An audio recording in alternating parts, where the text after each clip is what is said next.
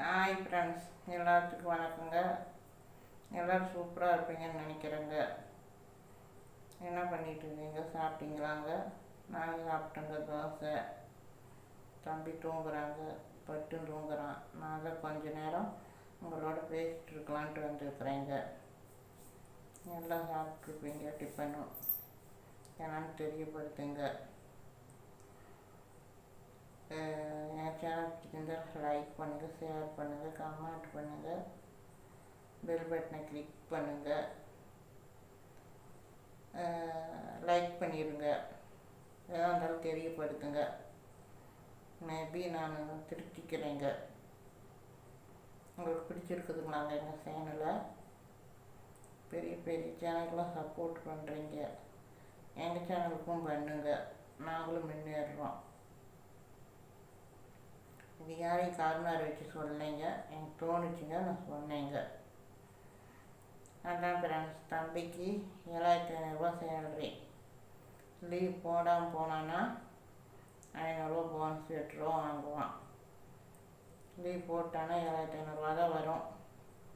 3 லட்ச ரூபா கடை இருக்குதுங்க. அதாவது வீட்டு மேலே கடை இருக்குதுங்க. வீட்டையும் திருப்பணுங்க. என் ஃப்ரெண்டுக்கு அவர்கிட்ட 50 ரூபா கடை இருக்குதுங்க. அவருக்கு மாதம் 500 கட்டிட்டு வரேங்க. பேங்கில் லோன் இருக்குதுங்க. அது 3500 சில்லற கட்டிட்டு போய் வந்துட்டு இருக்கிறேங்க. எல்லாமே படிப்புக்கு தாங்க எடுத்தேன். படிப்புக்கு தாங்க. காலேஜில் அப்பா 10வது படிக்கும்போதே இறந்துட்டாங்க. 10வது பாஸ் ஆனால் ஃபஸ்ட்டு ஃபீஸு எல்லாமே கட்டினாங்க. கட்டி ட்ரெஸ் எல்லாமே வாங்கி கொடுத்தாங்க. அவங்க மூச்சு திணறல் நுரையீரல் பாதிக்கப்பட்டு அந்த இதில் இறந்துட்டாங்க. அதுக்கப்புறம் எங்கள் அப்பா வெளியே கொஞ்சம் பணமெல்லாம் ஃபைனான்ஸ் பண்ணிக்கிட்டு இருந்தாங்க. ஆனால் பகுதி பேர் ஏமாற்றிட்டாங்க. ஏதோ நல்ல உள்ளங்கள் ஏதோ காவாசி பேர் மனசாட்சி உள்ளவங்க அவங்க காசு ஏமாற்றப்படான்ட்டு கொடுத்தாங்க. நான் கொடுக்குறது வாங்கிக்கிட்டேன். காசு வர்றது பெரிய விஷயம் இல்லைங்களா? அதை வச்சு இது பண்ணி ஸ்ட்ரகிள் பண்ணி தாங்க வந்தோம்.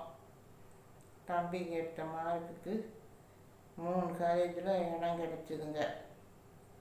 ஒன்று கோயம்புத்தூர், ஒன்று ஹைதராபாத்து, ஒன்று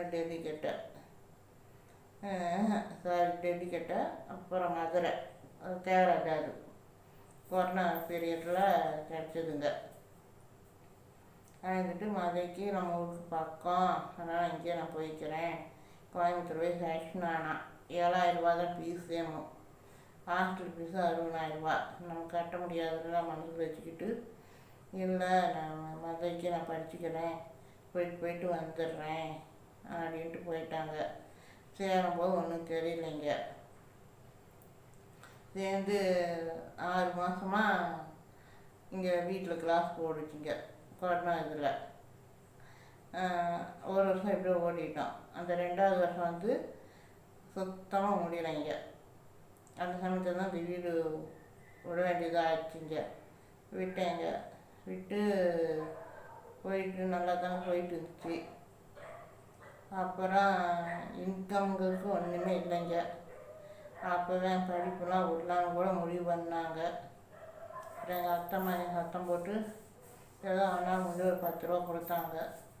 அதை வச்சு ஃபீஸ் கட்டினேங்க. ஃபீஸ் கட்டி ஸ்ட்ரகிள் பண்ணி போயிட்டு இருக்கும்போது தாங்க நான் கீழே கை ஃப்ராக்சர் ஆகிடுச்சிங்க. அதில் ஒரு 2 மாதம் லீவ் போட்டு அதுதாங்க பார்த்துக்கிட்டான். அம்மாவுக்கு அம்மாவாக இருந்து நல்லது கெட்டது எல்லாமே பார்த்துக்கிட்டாங்க. ஆப்ரேஷன் பண்ணணும். நாங்கள் டாக்டரு 80 ரூபா வரும் செலவு. போல்டு நுணுங்கிருச்சு. போல்டு நுணுங்கிருச்சு. 1000 ரூபா ஒருத்தருக்கு தான் எப்படி ஆகும். அது ஆயிடுச்சு. ஆப்ரேஷன் பண்ணணும் நாங்கள். அப்போ அம்மா கொஞ்சம் பணம் போட்டு வச்சுருந்தாங்க. எல்ஐசி அதெல்லாம் போட்டு வச்சுருந்தாங்க. அங்கே கூட நாங்கள் கொடுக்குறோம், ஆப்ரேஷன் பண்ணுங்க நாங்கள்.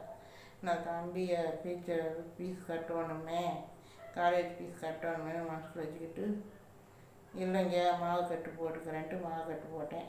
அப்போயே டாக்டர் சொன்னார், மாவு கட்டு போட்டிங்கன்னா 50% தான் கை இதாகும், நீங்கள் ஆப்ரேஷன் பண்ணாலுமே 90% தான் இயங்கும் என்னாரு.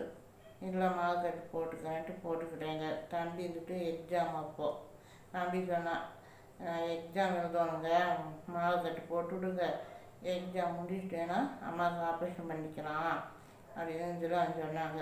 சரின்ட்டு மாவு கட்டு போட்டுவிட்டாங்க. போட்டுட்டு ஒரு மாதத்துக்கு மேலே ஒரு நாளோ 2 நாளோ கூட போயிருச்சுங்க. பார்த்துட்டு கட்டை அவுத்துட்டாங்க, மாவு கட்டை இரும்புல இருந்துச்சுங்க. பார்த்துட்டு கை கூட்டிகிட்டு வருதுமா, ஆப்ரேஷன் வேணான்ட்டாங்க. அந்த கை வர்றதுக்கு 6 மாதம் 1 வருஷம் ஆயிடுச்சுங்க. ரொம்ப ஸ்ட்ரகிள் பண்ணேன். என்னை அனாதை இல்லத்தில் சேர்த்து விட்றா, உனக்கு நான் பாரமாக இருக்கிறேன்னு அவன் சொன்னான். நான் இருக்கும்போது என்னத்துக்குமா அப்படி சொல்கிற, உனக்கு என்ன கை தான் வரல, எல்லாம் நான் பார்த்துக்கிறேன் உனக்கு அப்படின்னு சொன்னான். அவன் இன்னொரு அம்மாவை தான் நான் சொல்லுவேனுங்க. அம்மாவுக்கு அம்மாவாக இருந்து ஒரு பாத்ரூம் போனால் கூட கூட்டிகிட்டு போய் எல்லாம் இது பண்ணி விட்டாங்க. எனக்கு கிடைச்ச மாதிரி யாருக்கும் கிடைக்க மாட்டாங்க. நான் பெருமையாக சொல்லைங்க. பிள்ளைங்கலாம் இப்படி தாங்க இருக்கணும். பேரண்ட்ஸுகளை ஒரு இது முடியாட்டி கழிப்பு இல்லாமல் பார்த்துக்கணுங்க. அது என் பிள்ளை பார்த்துட்டாங்க. என் பிள்ளை என்னை நல்லா பார்க்குறானோ இல்லையோ, அது இந்த விஷயத்தில் பார்த்துட்டாங்க. நான் இன்னொரு டீப்பாக எனக்கு அந்த இது வைக்கக்கூடாதுங்க. சீக்கிரமாக கடவுளை எனக்கு கூப்பிட்டுக்கோணுங்க.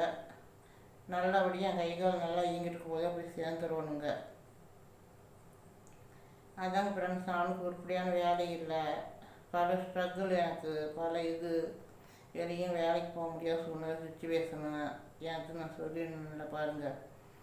அப்போ இன்றைக்கி காலையில் கூட ஞாபகம் தளர்ச்சி ஆச்சு பெட்டில் இருக்கும்போதேமோ. அதனால் தான் யூடியூப்புக்குள்ள வந்ததேமோ.